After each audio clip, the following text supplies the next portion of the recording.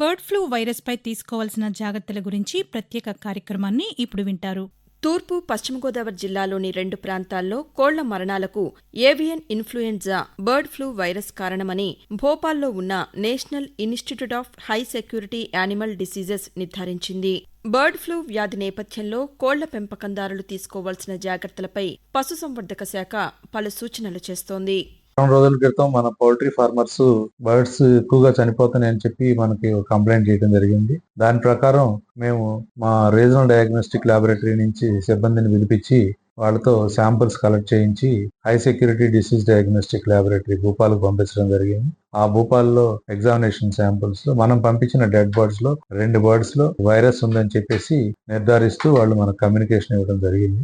ఆ కమ్యూనికేషన్ ప్రకారం జిల్లా కలెక్టర్ గారి ఆదేశంతో జిల్లా కోఆర్డినేషన్ కమిటీ మీటింగ్ పెట్టడం జరిగింది. ఆ మీటింగ్ లో లైన్ డిపార్ట్మెంట్స్ అయిన medical and health, forest department, transport department, police department, Panchayati Raj department, revenue department అందరినీ కూడా కోఆర్డినేట్ చేస్తూ అక్కడ డిజాస్టర్ మేనేజ్మెంట్ టీం అందరినీ యాక్టివేట్ చేస్తూ నేచురల్ కెలామిటీ కింద ఆ జోన్ ని డిక్లేర్ చేస్తూ డిజాస్టర్ మేనేజ్మెంట్ టీమ్ లో హై అలర్ట్ జోన్ కింద ఈ కానూరు అగ్రహారాన్ని డిక్లేర్ చేయడం జరిగింది. ఆ అగ్రహారం సరౌండింగ్ లో ఉన్న 1 కిలోమీటర్ పరిధిలో ఉన్న బర్డ్స్ అన్ని కూడా మనం గవర్నమెంట్ ఆఫ్ ఇండియా నామ్స్ ప్రకారం డిస్ట్రాయ్ చేయడం జరుగుతుంది. ఆ కార్యక్రమం రేపొద్దున టేకప్ చేస్తున్నాము.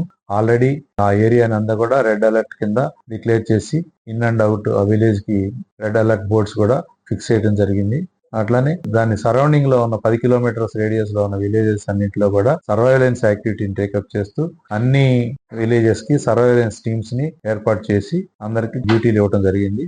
ఆ ప్రకారము అందరూ కూడా వాళ్ళ నిర్దేశించిన విలేజెస్ లో వాళ్ళ సర్వైలెన్స్ యాక్టివిటీని టేకప్ చేస్తూ వాళ్ళు ఎక్కడన్నా అన్టువర్డ్ సిచ్యువేషన్ ఉందా అనేది మనకి రిపోర్ట్ చేయడం జరుగుతుంది. ఆ ప్రకారం అక్కడ కూడా మేము యాక్షన్ తీసుకోవడం జరుగుతుంది. ఈ రెడ్ అలర్ట్ జోన్ లో ఉన్న నుంచి ఏ విధమైన పౌల్ట్రీకి సంబంధించిన వెహికల్స్ అన్ని కూడా బయటికి పోకుండా ఆపేయడం జరిగింది. ఆల్రెడీ ఇన్స్ట్రక్షన్స్ ఇచ్చేసాము. అట్లానే చెక్ పోస్ట్ కూడా అరేంజ్ చేయడం జరిగింది. ఆ చెక్ పోస్ట్ నుంచి క్రిస్ క్రాస్ లేకుండా కూడా ఆపడం జరుగుతుంది. అట్లానే ఆ ఏరియాలో ఉన్న పౌల్ట్రీ షాప్స్ అన్ని కూడా బంద్ చేయడం జరిగింది. ఏంటంటే infection already high risk zone కాబట్టి అక్కడ ఉన్న బర్డ్స్ లో ఇన్ఫెక్షన్ ఉంటది కాబట్టి ఆ ఉన్న ఇన్ఫెక్షన్ మనుషులకు క్యారీ అయ్యే అవకాశం ఉంది. ఎందుకంటే ఇది కమ్యూనికబుల్ డిసీజ్ కాబట్టి మనుషులు కూడా వచ్చుద్దనే ప్రమాదంతో ముందు చర్యగా దాన్ని మనం స్ప్రెడ్ కాకుండా ఉండటం కోసం ఆ షాప్స్ అన్ని కూడా క్లోజ్ చేయడం జరిగింది. ఆ ఏరియాలో పబ్లిక్ అయితే తినకుండా ఉండటం మంచిది. ఫ్రీ ఏరియాలో ఉన్న తినొచ్చు.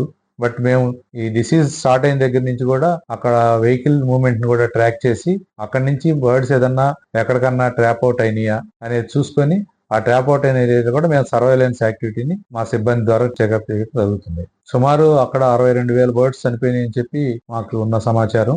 ఇంకా కొద్దిగా బర్డ్స్ ఉన్నటిని మాత్రం మేము కల్ చేసి డిస్ట్రాయ్ చేయబోతున్నాం. ఈ ప్రాంతాల్లో ఎక్కడన్నా యూజువల్ మోర్టాలిటీ ఉంటే దాన్ని ఈ బర్డ్ ఫ్లూ కింద అనుకోలేము. అక్కడ శాంపుల్స్ తీసి కలెక్ట్ చేసి చూస్తేనే నిర్ధారించగలం, లేకపోతే నిర్ధారించలేము. అది కోళ్ల షెడ్ల ప్రవేశ మార్గంలో ఫుడ్ బాత్స్ ఏర్పాటు చేసుకోవాలి.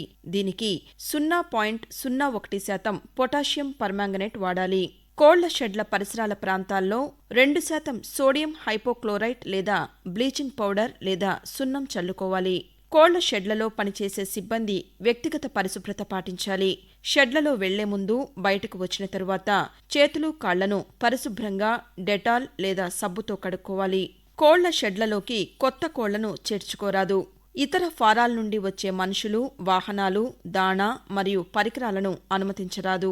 ఏదైనా కోడి చనిపోతే వెంటనే దాని చుట్టూ ఉన్న లిట్టరు, మిగిలిన దాణా, నీరు వంటి వాటిని పాలిథిన్ సంచుల్లో వేసి మూటకట్టి దూరంగా తీసుకువెళ్లి కాల్చివేయటం లేదా పూడ్చిపెట్టడం చేయాలి.